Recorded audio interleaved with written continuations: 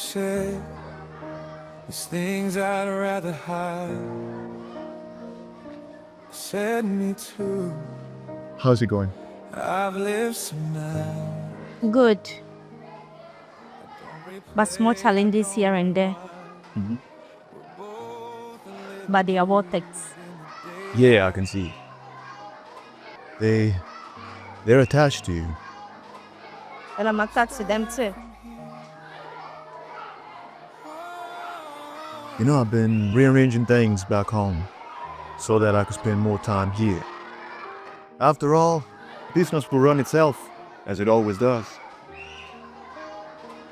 And I've been doing a lot of thinking. A lot of thinking about the past and what happened.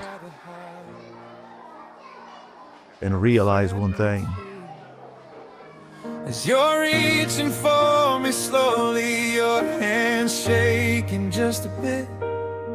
We could dig through all our damage or decide we're done with it.